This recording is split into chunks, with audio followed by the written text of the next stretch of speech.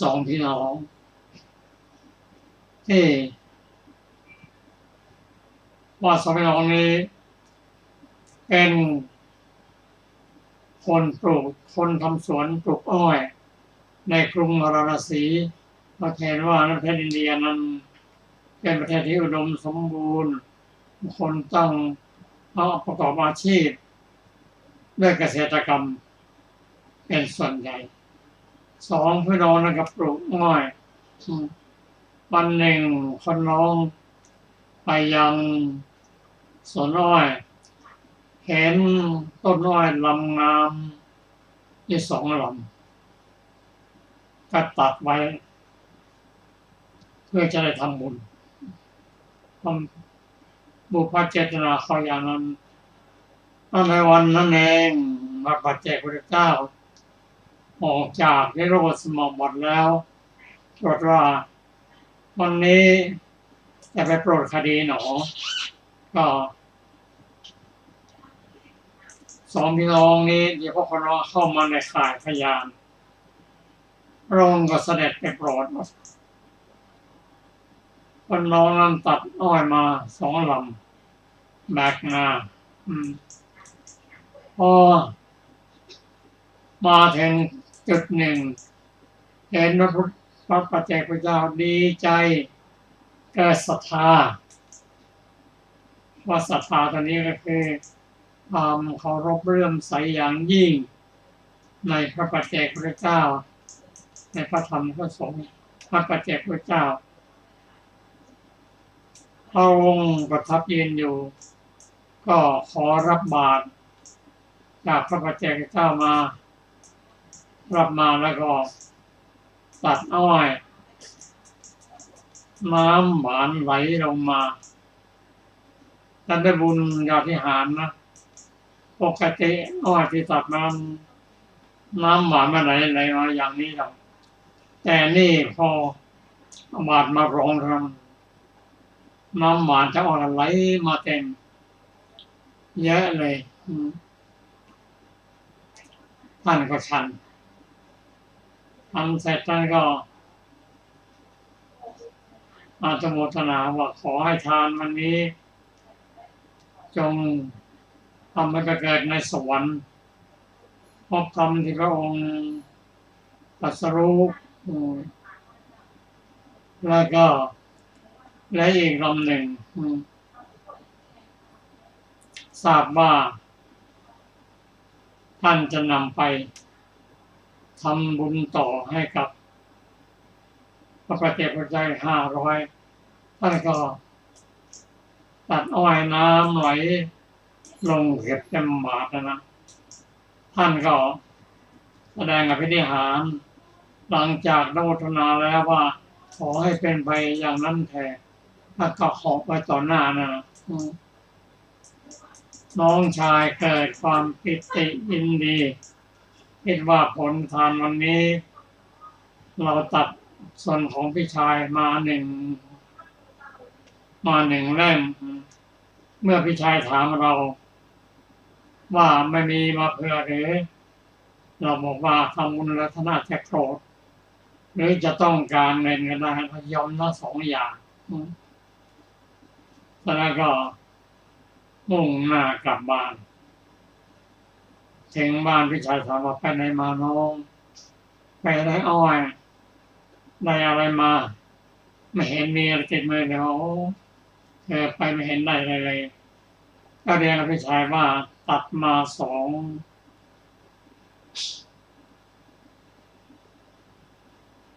ลำตัดมาสองลำไม่ใช่สองเล่มนะ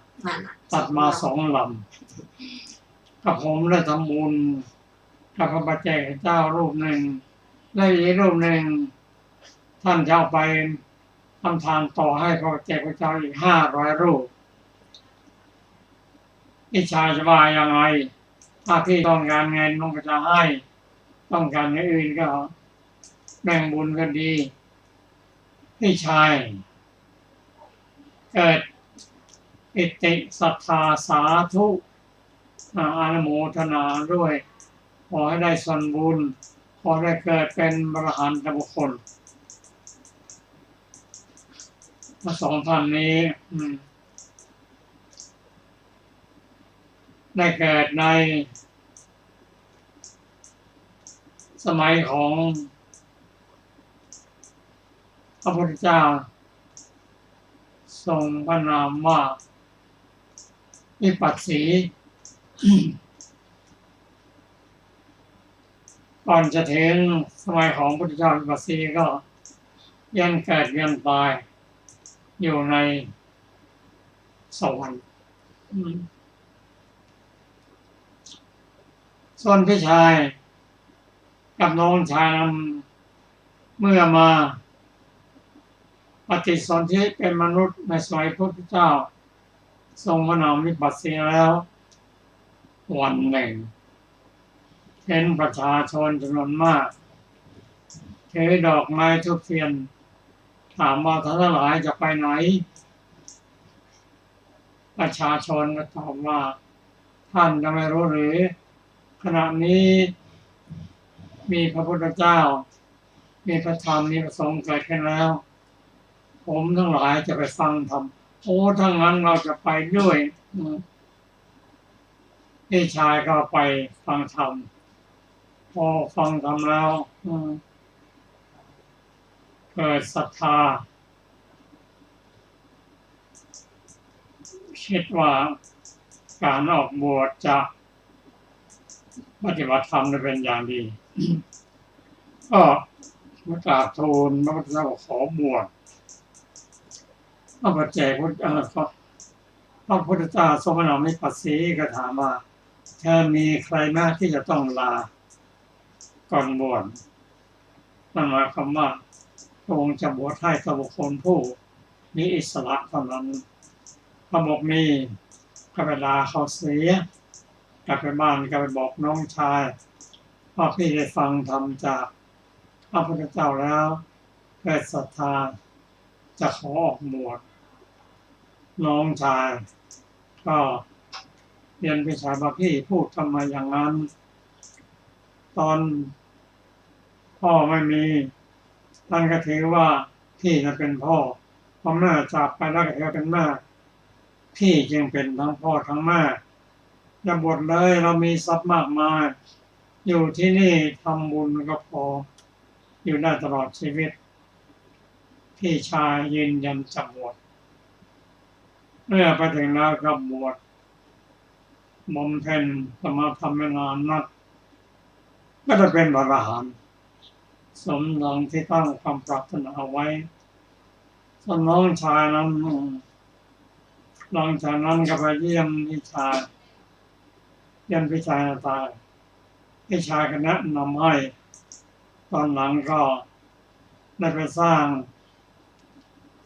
เจดีย์สร้างสถานที่ต่างๆทำบุญรายละเอียดนั้นก็ขอเชิญอาจารย์สุรภาค่ะสวัสดีค่ะท่านผู้ฟังที่เคารพทุกท่านเรื่องพระโชติกะเถระข้อความเบื้องต้นพระศาสดาเมื่อประทับอยู่ในพระเวรุวันทรงปรารภพระโชติกะเถระตรัสพระธรรมเทศนานี้ว่าโยทะตันหังเป็นต้นหัวข้อบุรพกรรมของสองพี่น้องอนุปุพพีกถาในเรื่องนั้นดังต่อไปนี้ได้ยินว่าในอดีตการกุดุมพีสองคนพี่น้องในกรุงพาราณสียังชนให้ทำไร่อ้อยไว้เป็นอันมากต่อมาวันหนึ่งน้องชายไปยังไร่อ้อยคิดว่าเราจะให้อ้อยลำหนึ่งแก่พี่ชายลำหนึ่งจะเป็นของเรา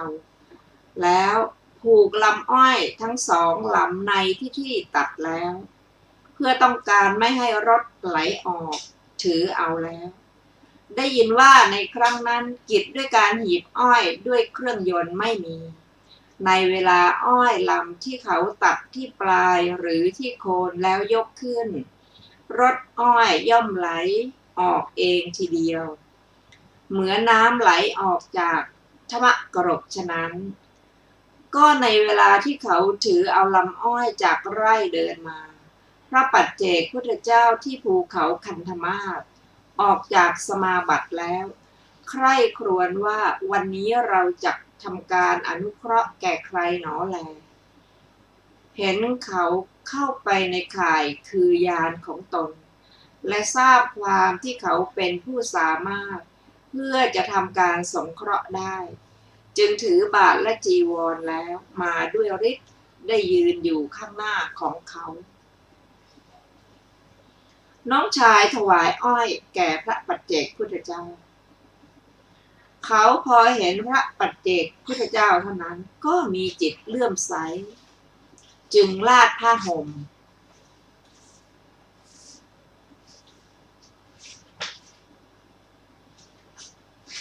บนภูมิประเทศที่สูงกว่าแล้วนิมนต์ให้พระปัจเจกพุทธเจ้านั่งด้วยคำว่านิมนต์นั่งที่นี่ขอรับแล้วก็กล่าวว่าขอท่านจงน้อมบาตรมาเถิดได้แก้ที่ผูกลำอ้อยวางไว้เบื้องบนบาตร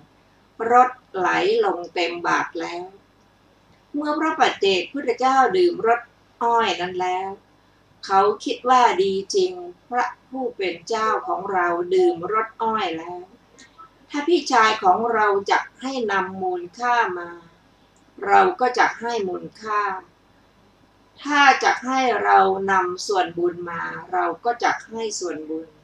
แล้วกล่าวว่านิมนต์ท่านน้อมบาตรเข้ามาเถิดขอรับแล้วได้แก้ลำอ้อยแม้ที่สองถวายรถนัยยะว่าเขาไม่ได้มีความคิดที่จะลวงแม้มีประมาณเท่านี้ว่าพี่ชายของเราจักนำอ้อยลำอื่นจากไร่อ้อยมาเคี้ยวกินส่วนพระปัจเจกพุทธเจ้าเป็นผู้ใคร่จะแบ่งรสอ้อยนั้นกับด้วยพระปัจเจกพุทธเจ้าเหล่าอื่นเพราะความที่ตนดื่มรสอ้อยลำแรกนั้นจึงรับไว้เท่านั้น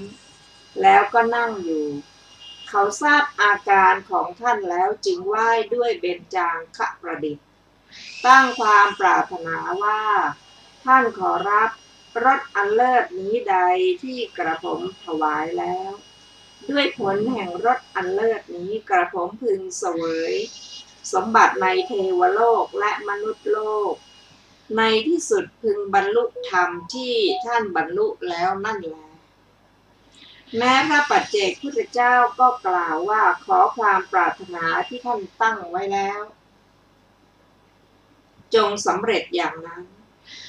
แล้วทำอนุโมทนาแก่เขาด้วยสองคาถาว่า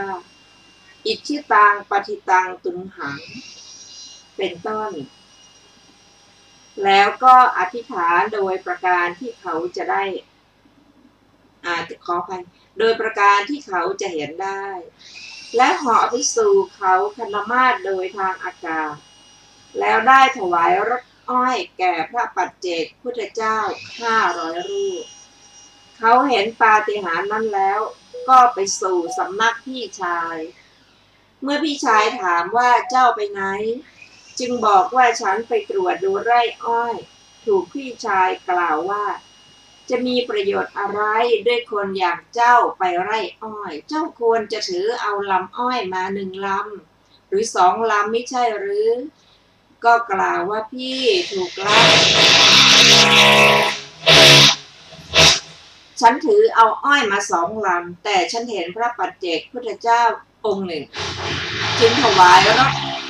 แต่ลำอ้อยของฉันแล้วถวายรถแต่ลำอ้อยแม้ของพี่ด้วยคิดว่าเราจะให้มูลค่าหรือส่วนบุญ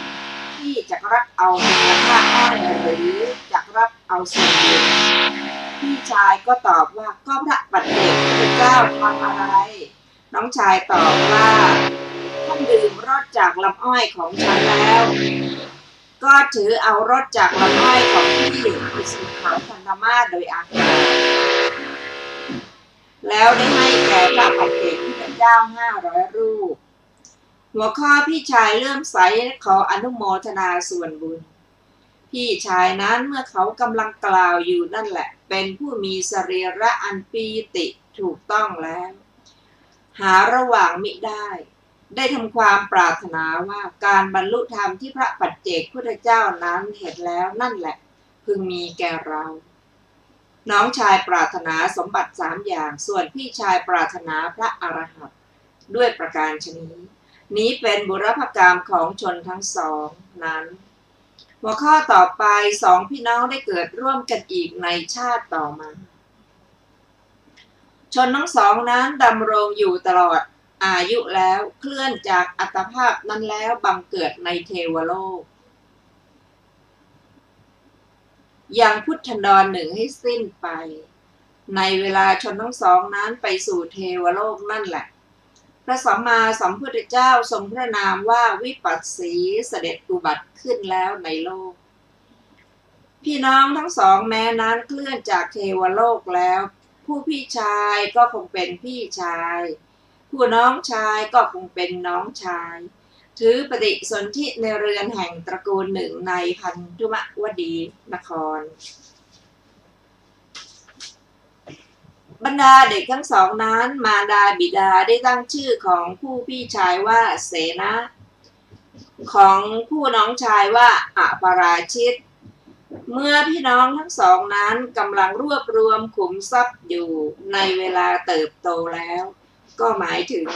ได้ตั้งหลักฐานในการครองเรือนแล้วเสนากุดุมพีได้ฟังการเป่าร้องในพันธุมดีนครของอุบาสกผู้โฆษณาธรรมว่าพุทธรัตนะเกิดขึ้นแล้วในโลกธรรมรัตนะเกิดขึ้นแล้วในโลกสังฆรัตนะเกิดขึ้นแล้วในโลกพวกท่านจงให้ทานทั้งหลายจงทำบุญทั้งหลายวันนี้เป็นดิถีที่14วันนี้เป็นดิถีที่15พวกท่านจงทำอุโบสถจงฟังธรรมเห็นมหาชนถวายทานในการก่อนพัดแล้วไปเพื่อฟังธรรมในการภายหลังพัดจึงถามว่าพวกท่านจะไปไหนเมื่อมหาชนบอกว่าพวกฉันจะไปสู่สำนักพระศาสดาเพื่อฟังธรรมจึงพูดว่าแม้ฉันก็จักไปแล้วก็ไปพร้อมกับชนเหล่านั้นทีเดียวนั่งแล้วในที่สุดบริษัทพระศาสดาทรงทราบอัธยาศัยของเขาจึงตรัสอนุปุพีกถาเขาฟังธรรมของพระศาสดาแล้วเกิดความอุตสาหะในบรรพชาจึงทูลขอบรรพชากับพระศาสดาลำดับนั้นพระศาสดาตรัสถามเขาว่าก็พวกญาติที่ท่านจะพึงอำลามีไหมเสนากุดุมพีตอบว่ามีพระเจ้าข้าพระศาสดาตรัสถามว่าถ้าอย่างนั้นท่านไปลาแล้วจงมาหัวข้อพี่ชายลาน้องชายออกบวชแล้วได้บรรลุพระอรหันต์เขาไปสู่สำนักของน้องชายแล้วกล่าวว่าทรัพย์สมบัติใดมีอยู่ในตระกูลนี้ทรัพย์สมบัตินั้นทั้งหมดจงเป็นของเจ้าน้องชายก็ถามว่าก็พี่เล่าขอรับเสนากุดุมพีตอบว่าฉันจักบวชในสำนักของพระศาสดาน้องชายก็ถามว่าพี่พูดอะไรฉันเมื่อมารดาตายแล้วก็ได้พี่เป็นเหมือนมารดาเมื่อบิดาตายแล้วก็ได้พี่เป็นเหมือนบิดาตระกูลนี้ก็มีโภคะมากพี่ดำรงอยู่ในเรือนนี่แหละก็สามารถจะทำบุญได้พี่อย่าทำอย่างนั้นเสนากุดุมพีก็กล่าวว่าฉันฟังธรรมในสำนักของพระศาสดาแล้วฉันดำรงอยู่ในท่ามกลางเรือนไม่อาจบำเพ็ญธรรมนั้นได้ฉันจักบวชให้ได้เจ้าจงกลับเขายังน้องชายให้กลับไปด้วยอาการอย่างนั้นแล้วได้บรรพชาอุปสมบทในสำนักพระศาสดาแล้วต่อการไม่นานนักก็บรรลุพระอรหันต์ฝ่ายน้องชายคิดว่าเราจักทำสักการะแก่บรรพชิตผู้พี่ชายจึงถวายทานแก่ภิกษุสงฆ์มีพระพุทธเจ้าเป็นประมุขสิ้น7 วันไหว้พี่ชายแล้วกล่าวว่าท่านขอรับท่านทำการสลัดออกจากภพแห่งตนได้แล้วส่วนกระผมยังเป็นผู้พัวพันด้วยกามคุณ5ไม่อาจออกบวชได้ขอท่านจงบอกบุญกรรมอันใหญ่ที่สมควร แก่กระผมผู้ดำรงอยู่ในเรือนนี่แหละลำดับนั้นพระเถระกล่าวกับน้องชายว่าดีละเจ้าผู้เป็นบัณฑิตเจ้าจงให้สร้างพระคันธกุฎีสำหรับพระศาสดาหัวข้อน้องชายสร้างพระคันธกุฎีถวายพระศาสดาน้องชายนั้นรับว่าสาธุแล้วยังชนให้นำไม้ต่างๆมาแล้วให้ถากเพื่อประโยชน์แก่ทัพสัมภาระทั้งหลายมีเสาเป็นต้น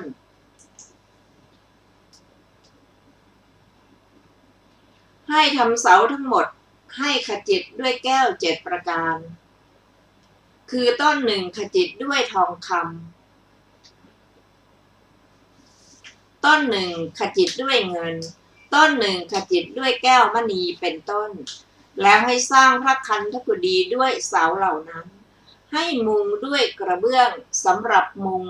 อันขจิตด้วยแก้ว7ประการเหมือนกันก็ในเวลาสร้างพระคันธกุฎีนั้นแลหลานชายชื่ออปราชิตผู้มีชื่อเหมือนกับตนนั่นแลเข้าไปหาอปราชิตกุดุมพีนั้นแล้วกล่าวว่าแม้ฉันก็จักสร้างท่านจงให้ส่วนบุญแก่ฉันเถิดลุงเขากล่าวว่าพ่อฉันไม่ให้ฉันจักสร้างไม่ให้ทั่วไปด้วยชนเหล่าอื่นหลานชายนั้นอ้อนวอนแม้เป็นอันมากเมื่อไม่ได้ส่วนบุญจึงคิดว่าการที่เราได้กุญชรศาลาข้างหน้าพระคันธกุฎีย่อมควรดังนี้แล้วจึงให้สร้างกุญชรศาลาหมายว่าศาลารูปเหมือนช้างนะคะที่สำเร็จด้วยแก้ว9ประการเขาเกิดเป็นเมนทกะเศรษฐีในพุทธุปบาทการนี้ก็บานหน้าต่างใหญ่3บานที่สำเร็จด้วยแก้ว7ประการได้มีแล้วในพระคันธกุฎีอัปราชิตคฤหบดีให้สร้างสระโบกกรณี3สระที่โบกด้วยปูนขาวณภายใต้ที่ตรงบานหน้าต่างเหล่านั้นให้เต็มด้วยน้ำหอมอันเกิดแต่ชาติทั้ง4แล้วให้ปลูกดอกไม้5สีให้ย่อยบรรดาแก้ว7ประการแก้วที่ควรแก่ความเป็นของที่จะพึงย่อยได้แล้วถือเอาแก้วนอกนี้ทั้งหมดทีเดียวโปรยรอบพระคันธกุฎีโดยท่องแถวเพียงเข่ายังบริเวณให้เต็มแล้วคฤหบดีชื่ออัปราชิตยังพระคันธกุฎีให้สำเร็จด้วยอาการอย่างนั้นแล้วจึงเข้าไปหาพระเถระผู้พี่ชายเรียนว่าท่านขอรับพระคันธกุฎีสำเร็จแล้วกระผมหวังการใช้สอยพระคันธกุฎีนั้นได้ยินว่าบุญเป็นอันมากย่อมมีเพราะการใช้สอยพระเถระนั้นเข้าไปเฝ้าพระศาสดากราบทูลว่าพระเจ้าข้าทราบว่ากุดุมพีผู้นี้ให้สร้างพระคันธกุฎีเพื่อพระองค์บัดนี้เธอหวังการใช้สอยพระศาสดาเสด็จลุกจากอาสนะแล้วเสด็จไปสู่ที่เฉพาะหน้าพระคันธกุฎีทอดพระเนตรกองรัตนะที่เขากองล้อมรอบพระคันธกุฎีได้ประทับยืนอยู่แล้วที่ซุ้มแห่งประตูก็เมื่อกุดุมพีนั้นกราบทูลว่าพระเจ้าข้าการรักษาจักมีแก่ข้าพระองค์เองขอพระองค์จงเสด็จเข้าไปเถิดพระศาสดาเสด็จเข้าไปแล้วหัวข้อเขาตั้งการรักษารัตนะที่โปรยไว้รอบพระคันธกุฎีแม้กุดุมพีก็ตั้งการรักษาไว้โดยรอบสั่งมนุษย์ทั้งหลายไว้ว่าพ่อ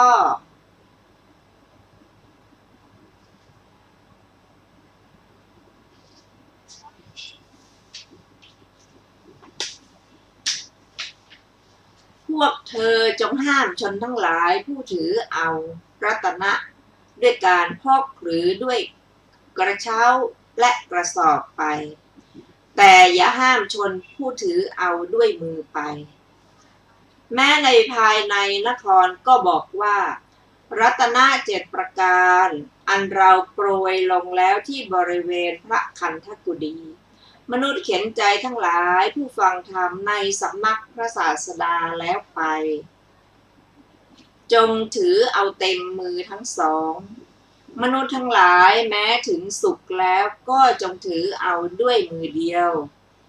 ได้ยินว่าเขาได้มีความคิดอย่างนี้ว่า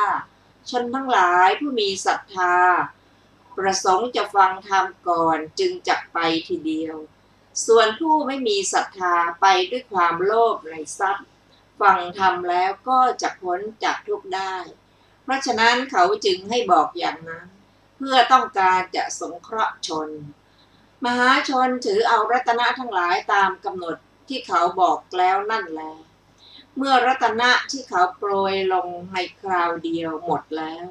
เขาจึงให้โปรยลงเรื่อยๆโดยท่องแถวเพียงเข่าถึง3 ครั้งอันหนึ่งเขาวางแก้วมณีอันหาค่าไม่ได้เท่าผลแตงโม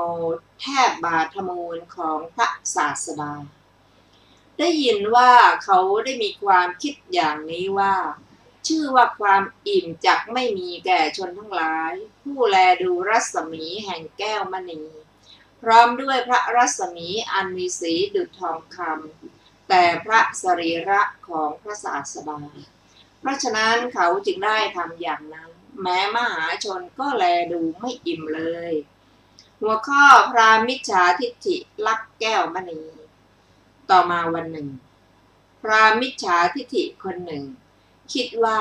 ได้ยินว่าแก้วมณีที่มีค่ามากอันกุดุมพีนั้นวางไว้แทบบาทมูลของพระศาสดาเราจักลักแก้วมณีนั้นจึงไปสู่วิหารเข้าไปโดยระหว่างมหาชนผู้มาแล้วเพื่อจะถวายบังคมพระศาสดา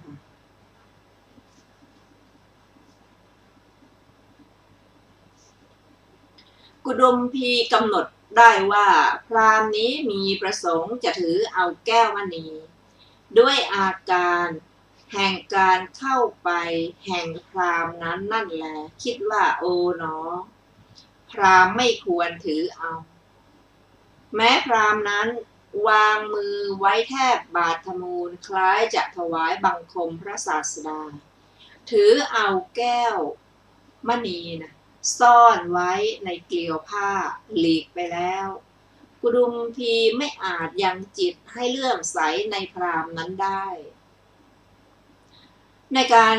จบธรรมกถากุดุมพีนั้นเข้าไปเฝ้าพระศาสดากราบทูลว่าพระเจ้าข้ารัตนะ7 ประการอันข้าพระองค์โปรยล้อมรอบพระคันธกุฎีเส้น3 ครั้ง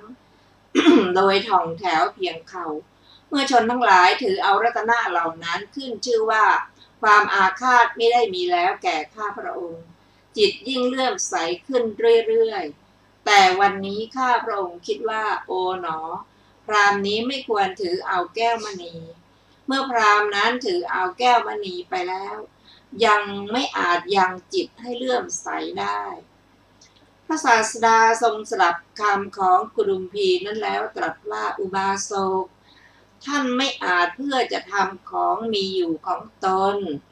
ให้เป็นของอันชนเหล่าอื่นพึงนำไปไม่ได้ไม่ใช่หรือดังนี้แล้วได้ประทานนัยยะแล้วกุดุมพีนั้นดำรงอยู่ในนัยยะที่พระศาสดาประทานแล้วถวายบังคมพระศาสดาได้ทำการปรารถนาว่าพระเจ้าข้าพระราชาหรือโจรแม้หลายร้อยชื่อว่าสามารถเพื่อจะข่มเหงข้าพระองค์ถือเอาแม้เส้นได้แห่งชายผ้าอันเป็นของข้าพระองค์จงอย่ามีนับแต่วันนี้เป็นต้นไปแม้ไฟก็อย่าไหม้ของข้าพระองค์แม้น้ำก็อย่าพัดแม่พระศาสดาก็ได้ทรงทำอนุโมทนาแก่กุดุมพีนั้นว่าขอความปรารถนาที่ท่านปรารถนาอย่างนั้นจงสำเร็จกุดุมพีนั้นเมื่อทำการฉลองพระคันธกุฎีถวายมหาทานแก่ภิกษุ68 แสนในภายในวิหารนั่นแหละตลอด9 เดือนในการเป็นที่สุดได้ถวายไตรจีวรแก่ภิกษุทุกรูปผ้าสาดกสำหรับทำจีวรของภิกษุผู้ใหม่ในสงฆ์ ได้มีค่าถึง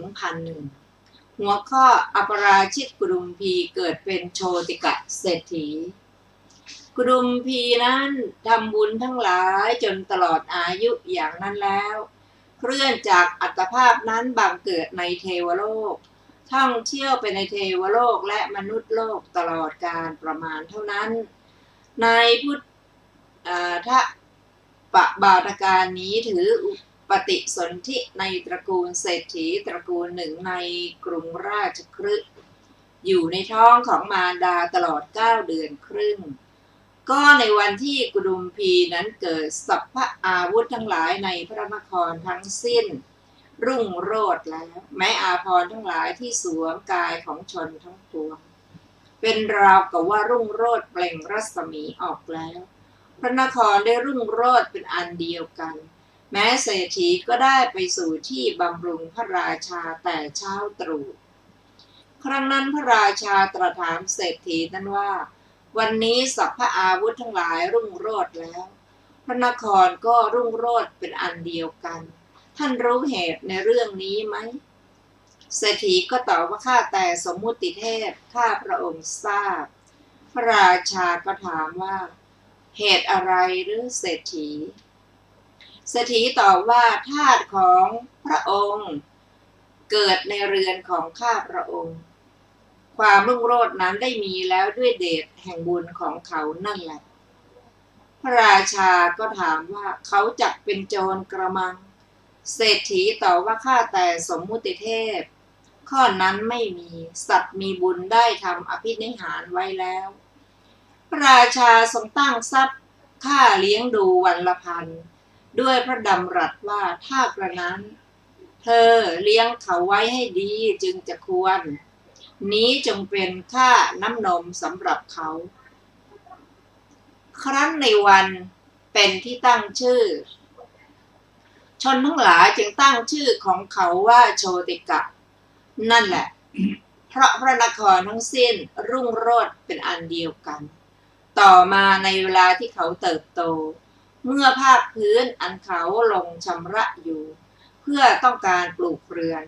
พบของเท้าสักกะแสดงอาการร้อนแล้วหัวข้อเท้าสักกะเสด็จมานิริมิตสมบัติให้โชติเศรษฐีเท้าสักกะทรงใคร่ครวญดูว่านี้เหตุอะไรหนอแลทรงทราบว่าชนทั้งหลายกำลังจับจองที่ปลูกเรือนเพื่อโชติกะทรงดำริว่าโชติกะนี้จักไม่อยู่ในเรือนที่ชนเหล่านั้นทำแล้ว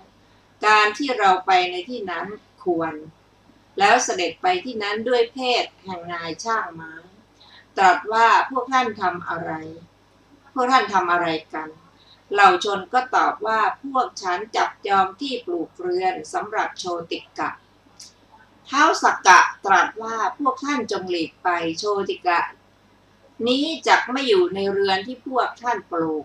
แล้วทอดพระเนตรดูภูมิประเทศประมาณ16 กรีฑภูมิประเทศนั้นได้เป็นที่สม่ำเสมอในทันใดนั้นนั่นเองดุจวงกสิณท้าวเธอทรงดำริอีกว่าขอปราสาท7 ชั้นสำเร็จด้วยแก้ว7 ประการจงชำแรกแผ่นดินผุดขึ้นณที่นี้แล้วทอดพระเนตรดูปราสาทเห็นปานนั้นผุดขึ้นแล้วในขณะนั้นนั่นเองท้าวสักกะทรงดำริอีกว่าขอกำแพง7 ชั้นที่สำเร็จด้วยแก้ว7 ประการจงผุดขึ้นแวดล้อมปราสาทนี้แล้วทอดพระเนตรดูกำแพงเห็นปานนั้นผุดขึ้นแล้ว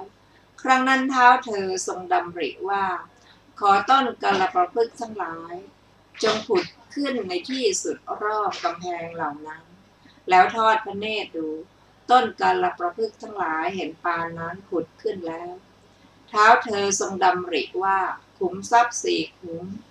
จงผุดขึ้นที่มุมทั้ง4แห่งปราสาทและทอดพระเนตรดูทุกสิ่งได้มีอย่างนั้นเหมือนกันก็บรรดาขุมทรัพย์ทั้งหลายขุมทรัพย์ขุมหนึ่งได้มีประมาณโยชน์ 1ขุมหนึ่งได้มีประมาณ3 ขาวุธขุมหนึ่งได้มีประมาณกึ่งโยชน์ขุมหนึ่งได้มีประมาณขาวุธ 1ที่ซุ้มประตูทั้ง7ยักษ์7 ตนยึดการรักษาไว้แล้วในซุ้มประตูที่หนึ่งยักษ์ชื่อยมะโมลีพร้อมด้วยยักษ์1,000ที่เป็นบริวารของตนยึดการรักษาไว้แล้วที่ซุ้มประตูที่2ยักษ์ชื่ออุปละพร้อมด้วยยักษ์ที่เป็นบริวารของตน2,000ยึดการรักษาไว้แล้วที่ซุ้มประตูที่3ยักษ์ชื่อวชิระพร้อมด้วยยักษ์ที่เป็นบริวารของตน3,000ยึดการรักษาไว้แล้ว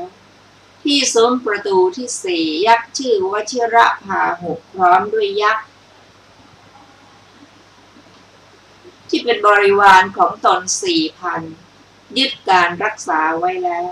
ที่ซุ้มประตูที่4ยักษ์ชื่อสักกตะพร้อมด้วยยักษ์ที่เป็นบริวารของตน5,000ยึดการรักษาไว้แล้วที่ซุ้มประตูที่6ยักษ์ชื่อสกะตัฏฐะพร้อมด้วยยักษ์ที่เป็นบริวารของตน6,000ยึดการรักษาไว้แล้วที่ซุ้มประตูที่7ยักษ์ชื่อทิสามุขะพร้อมด้วยยักษ์ที่เป็นบริวารของตน7,000ยึดการรักษาไว้แล้วทั้งภายในและภายนอกแห่งปราสาทได้มีการรักษาอย่างมั่นคงแล้วด้วยอาการอย่างนี้หัวข้อพระเจ้าพิมพิสารพระราชทานฉัตรตั้งให้เป็นเศรษฐีราชาทรงพระนามว่าพิมพิสารทรงสดับว่าได้ยินว่าปราสาท7 ชั้นซึ่งสำเร็จด้วยแก้ว7 ประการผุดขึ้นแล้วเพื่อโชติกะกำแพง7 ชั้นซุ้มประตู7 ซุ้มขุมทรัพย์4 ขุมก็ผุดขึ้นแล้วเพื่อโชติกะเหมือนกันทรง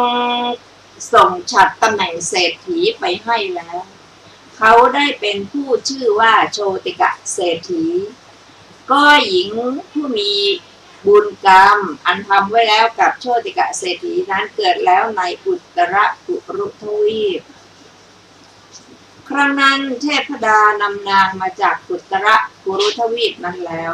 ให้นั่งในห้องอันเป็นสิริหญิงนั้นเมื่อมาก็ถือเอาธนานข้าวสารธนาน1และแผ่นศิลาอันลุกโคลน3 แผ่นมาพัดของชนทั้งสองนั้นได้มีแล้วด้วยธนานข้าวสารนั้นนั่นเทียวตลอดชีวิตดังได้สดับมาถ้าชนเหล่านั้นเป็นผู้มีประสงค์แต่ยังแม้เกวียนร้อยเล่มให้เต็มด้วยข้าวสารมันก็คงปรากฏเป็นธนานอันเต็มด้วยข้าวสารอยู่นั่นเองในเวลาหุงพัดพวกเขาใส่ข้าวสารในหม้อแล้ววางไว้เบื้องบนแผ่นศิลานั้นแผ่นศิลาก็ลุกโผล่ขึ้นในขณะนั้นนั่นเองเมื่อพัดสักว่าสุกแล้วย่อมดับไปพวกเขารู้ความที่พัดสุกแล้วด้วยสัญญานั้นนั่นแหละแม้ในเวลาแกงของควรแกงเป็นต้นก็ในย่านี้เหมือนกันเขาทั้งสองย่อมหุงต้มอาหารด้วยแผ่นศิลาอันลุกโผล่ด้วยอาการอย่างนี้ชนเหล่านั้นย่อมอยู่ด้วยแสงสว่างแห่งแก้วมณีไม่รู้แสงสว่างของไฟหรือประทีปเลยหัวข้อมหาชนต่างแตกตื่นมาชมสมบัติได้ยินว่าสมบัติของโชติกะเศรษฐีแห่งปานั้นได้ปรากฏทั่วชมพูทวีปทั้งสิ้นแล้วมหาชนเทียมยานเป็นต้นมาเพื่อต้องการดูโชติกะเศรษฐีสั่งให้หุงพัดด้วยข้าวสารที่นำมาจากอุตรกุรุทวีปแล้วให้แก่ชนทั้งหลายผู้มาแล้วสั่งว่าชนทั้งหลายจงถือเอาผ้าจงถือเอาเครื่องประดับจากต้นกัลปะพฤกษ์ทั้งหลายแล้วให้เปิดปากขุมทรัพย์ที่มีประมาณคาวุธ1แล้วสั่งว่าชนทั้งหลายจงถือเอาทรัพย์พอยังอัตภาพให้เป็นไปได้เมื่อชนทั้งหลายผู้อยู่ในชมพูทวีปทั้งสิ้นถือเอาทรัพย์ไปอยู่ปากแห่งขุมทรัพย์มิได้พร่องลงแล้วแม้เพียงองค์คุลีเดียวได้ยินว่านั่นเป็นผลแห่งรัตนะที่เขาโปรยลงทำเป็นทรายในบริเวณพระคันธกุฎีหัวข้อพระเจ้าพิมพิสารมีพระประสงค์จะชมปราสาท เมื่อมหาชนถือเอาผ้าอาภรณ์และทรัพย์ตามความปรารถนาไปอยู่อย่างนั้น พระเจ้าพิมพิสารมีพระประสงค์จะทอดพระเนตรปราสาทของโชติกะเศรษฐีนั้นบ้างเมื่อมหาชนมาอยู่จึงไม่ได้โอกาสแล้วในการต่อมาเมื่อพวกมนุษย์น้อยลงเพราะถือเอาวัฏฐาภรณ์และทรัพย์ตามความปรารถนาไปแล้วพระราชาจึงตรัสกับบิดาของโชติกะว่าฉันมีความประสงค์จะชมปราสาทของบุตรของท่านบิดาของโชติกะนั้นกราบทูลว่าดีละสมมุติเทพแล้วไปบอกแก่บุตรว่าพ่อพระราชามีประสงค์จะทอดพระเนตรปราสาทของเจ้าขอพูดว่าดีละคุณพ่อขอพระองค์เสด็จมาเถิดพระราชาได้เสด็จไปในที่นั้นพร้อมด้วยข้าราชบริพารเป็นอันมากทาสีผู้ปัดกวาดเทหยากเยื่อที่ซุ้มประตูที่หนึ่งได้ถวายมือแด่พระราชาพระราชาทรงละอายด้วยทรงสำคัญว่าภรรยาของเศรษฐีจึงไม่ทรงวางพระหัตถ์ที่แขนของนาง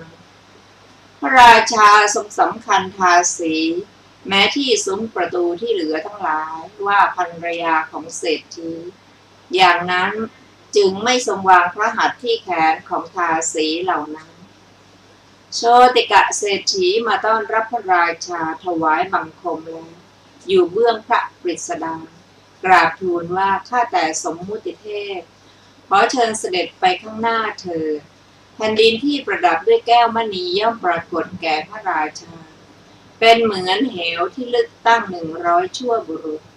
เท้าเธอทรงสำคัญว่าโชติกะนี้ขุดบ่อไว้เพื่อต้องการจับเราจึงไม่อาจเพื่อจะเสด็จพระราชดำเนินไปโชติกะกราบทูลว่าข้าแต่สมมุติเทพนี้มิใช่บ่อขอพระองค์จงเสด็จมาข้างหลังข้าพระองค์แล้วได้เป็นผู้นำเสด็จพระราชาทรงเหยียบพื้นในเวลาที่โชติกะนั้นเหยียบแล้วเสด็จเที่ยวทอดพระเนตรปราสาทตั้งแต่พื้นชั้นล่างหัวข้อพระเจ้าอาชาติศัตรูทรงน้อยพระทัยในคราวนั้นพระราชกุมารทรงพระนามว่าอาชาติศัตรูทรงจับองคุลีพระราชบิดาเสด็จเที่ยวไปอยู่ทรงดำริว่าโอ้ทูลกระหม่อมของเราเป็นอันธพาลชื่อว่าพฤหบดียังอยู่ปราสาทที่ทำด้วยแก้ว7 ประการได้ทูลกระหม่อมของเรานี่เป็นถึงพระราชายังประทับอยู่ในพระราชมณฑีที่ทำด้วยไม้บัดนี้เราจะเป็นพระราชาแล้วจักไม่ให้พฤหบดีนี้อยู่ในปราสาทนี้เมื่อพระราชากำลังเสด็จขึ้นสู่พื้นปราสาทชั้นบนนั่นแหละเป็นเวลาเสวยพระปริยาหารเท้าเธอตรัสเรียกเศรษฐีมาและตรัสว่ามหาเศรษฐีพวกเราจักบริโภคอาหารเช้าในที่นี้นี่แหละเศรษฐีก็กล่าวว่าข้าแต่สมมุติเทพข้าพระองค์ก็ทราบอยู่พระกริยาหารสำหรับสมมุติเทพข้าพระองค์ตรัสเตรียมไว้แล้วเท้าเธอทรงสงสนานด้วยหม้อน้ำหอม16 หม้อแล้วประทับนั่งบนบัลลังก์อันเป็นที่นั่งของเศรษฐีนั่นแหละที่เขาตกแต่งไว้ในมณฑปเป็นที่นั่งของเศรษฐีซึ่งทำด้วยแก้วหัวข้อพระราชาประทับเสวยในบ้านโชติกะเศรษฐีครั้งนั้นพวกบุรุษถวายน้ำสำหรับล้างพระหัตถ์แด่เท้าเธอแล้วคดข้าวปลายาดเปียกจากภาชนะทองคำที่มีค่าได้100,000วางไว้ตรงพระพักตร์พระราชาเริ่มจะเสวยด้วยสำคัญว่าเป็นโภชนะเศรษฐีกราบทูลว่าข้าแต่สมมุติเทพนี้ไม่ใช่ภาชนะนี้เป็นข้าวปลายาดเปียกพวกบุรุษคดโภชนะใสในภาชนะทองคำใบอื่นแล้ววางไว้บนถาดเดิมได้ยินว่าการบริโภคภาชนะนั้นด้วยไออุ่นที่พุ่งขึ้นจากภาชนะข้าวปลายาดเปียกนั้นย่อมเป็นเหตุนำมาซึ่งความสบาย พระราชาเมื่อเสวยโภชนะที่มีรสอร่อยก็มิได้ทรงรู้ประมาณลำดับนั้นเศรษฐีถวายบังคมเท้าเธอประคองอัญชลีกราบทูลว่าพอทีพระเจ้าข้าเพียงเท่านี้ก็พอพระองค์ไม่ทรงสามารถเพื่อจะให้โภชนะที่ยิ่งกว่านี้ไปให้ย่อยได้ทีนั้นพระราชาตรัสกับเขาว่าข้าฤหบดีเธอทำความหนักใจหรือจึงพูดถึงพัดของตนเศรษฐีก็ตอบว่าข้อนั้นหาไม่ได้พระเจ้าข้าเพราะพัดเพื่อหมู่พลของพระองค์แม้ทั้งหมดก็อันนี้แหละแกงก็อันนี้ก็แต่ว่าข้าพระองค์กลัวต่อความเสื่อมยศพระราชาถามว่าเพราะเหตุไรเศรษฐีตอบว่าถ้าว่าเหตุสักว่าความอึดอัดแห่งพระกายจะพึงมีแก่สมมุติเทพไสยข้าพระองค์ย่อมกลัวต่อคำว่าวานนี้พระราชาเสวยพัดในเรือนของเศรษฐีคงจักทำอะไรถวายเป็นแน่พระเจ้าข้าพระราชาก็ตอบว่าถ้าอย่างนั้นท่านจงนำพัดไปจงนำน้ำมาในเวลาเสร็จภัตกิจของพระราชาราชบริพารทั้งหมดก็บริโภคพัดนั้นนั่นแหละท่านผู้ฟังที่เคารพค่ะวันนี้รายการศึกษาพระพุทธศาสนาตามพระไตรปิฎกก็ได้หมดเวลาลงแล้วเรื่องนี้ยังไม่จบนะคะเราจะได้มาศึกษาต่อในวันอาทิตย์หน้าเวลาเดียวกันนี้วันนี้ขอมีความสุขขอขอบพระคุณทุกท่านที่ได้ร่วมศึกษาด้วยกันวันนี้ขอมีความสุขสวัสดีเจริญในธรรมยิ่งสวัสดีค่ะ